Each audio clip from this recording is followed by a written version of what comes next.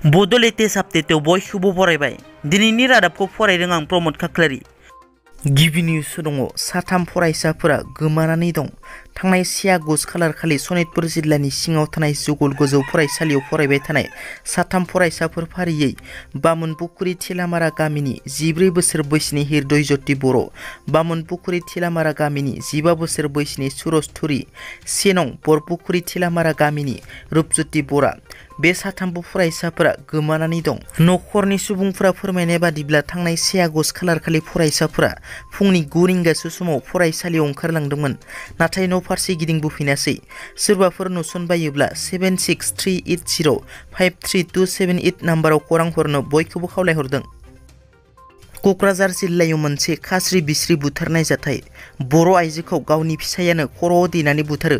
क'क्राझार जिल्लानि सेरफांगुरि पुलिस थानानि सिङाव थानाय थाइगिरगुरि गामिनि बिष्णु बसुमतारी मुंनि सासे सुबुङा गावनि असे बिसि सोदोमस्रि ब्रह्मखौ गुबुननि नखराव नांगोल जांख्रा जाखांनानै जौफिना फैनानै नखराव दावराव दावसि खालामफैयो आरो उनाव गावनि असे बिसिखौ खर'आव देनानै जिउ फोजोबो आरो उनाव न' खाथिनिनो गंगार जावफ्लं-लङा दैसायाव फोजावहरो। फोजावहरनाय सोदोमस्रि ब्रह्मनि गोथै देहाखौ मैया बोखांनो मोनबाय। पाकिस्ताननि बालुचिस्तानाव आर्मिनि गंसे हेलिकप्टारा लामा ससेयावनो क्रास जानानै थेर-बेथेर जायो आरो साद' पाकिस्तान आर्मिनि जिउ गोमायो।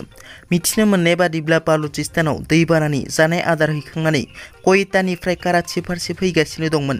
बे समावनो बेलासिनि 5:30 समाव हरखाबै एयार ट्राफिक कन्ट्रलजों जेबो फोनांजाबारि जायाखैमोन। मुसा-गट मुंनि हाजो सायाव थेर-बेथेर जानाय हेलिकप्टारखौ मैया सानजौफु समाव बोखांनो हायो। बे जाथायाव साद' आर्मि जवानफोरा खामथार जाजोबदों आरो सासे गोब्राब जखम जादों।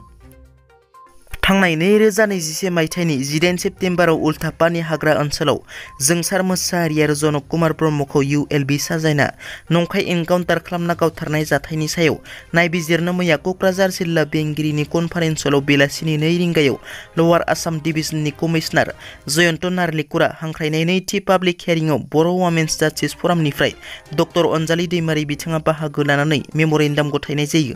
बे पाब्लिक हियारिंआ जोबनायनि उनाव खौरांगिरिनि सिगाङाव डक्टर अनजालि दैमारिनि बेरफुसार बिबुंथि, नंखाय दायनिगिरि साजायनानै जोंसार मोसाहारि आरो जनक कुमार ब्रह्मखौ पुलिसआ फेक एनकाउन्टार खालामदों।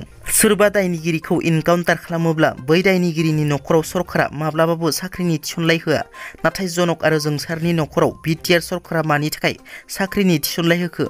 बेजोंनो रोखा जायोदि बे सानै गथ'खौ नंखाय एनकाउन्टार खालामनाया सैथो। आसामनि काजिरङा माहारियारि पार्कआव गान्दा मैहुर खालामग्रा 4 सुबुंखौ हमनो हादों। बिश्वनाथ जिल्लायाव 4 सुरां सिखारिफोरखौ हमनो हादों। हाग्रा बिफाननि क्राइम रेन्ज आरो पुलिस बिफाना जथाय सिग्रोमनायनि गेजेरजों हमनो हायो 4 सुरां सिखारिफोरखौ। सुरां सिखारिफोरा काजिरङा माहारियारि पार्क आरो टाइगार रिजार्भआव थसेल' गं गोनां गान्दाखौ सिखार खालामनो थांखि लादोंमोन होनना मिथिनो मोननाय जादों। नाथाय सुलुंनिफ्राय मिथिनानै क्राइम रेन्ज आरो पुलिस बिफाना जथायै बिश्वनाथ जिल्लानि बेहालियाव सिग्रोमनानै हमनो हायो। हमजानाय सुरां सिखारिफोरखौ अजित दास, दीपांकर बर', धनीदेव सइकिया आरो पदम हाजरिका होनना सिनायथिनाय जादों। BTRनि गाहाय प्रमद बर'आ दैबानाजों सिलिंखार जानाय रायजो राजाफोरखौ खौरां लाहैदों। उदालगुरि जिल्लानि फेरगाव खाग्राबारियाव सुक्लाय दैमा सिंग्रिबारि माथावरिसिम फैनानै हाग्राबारि ओनसोलखौ हालाय-हाफाय खालामो। मैया रैखाथि बादायाव थानाय रायजो राजाफोरखौ सोरात लायो BTRनि गाहाय प्रमद बर' बिथाङा। BTRनि गाहाय प्रमद बर'जों लोगोआव उदालगुरि जिल्ला बेंगिरि डक्टर P उदय प्रबिन बिथाङाबो लोगोआव दंफायोमोन।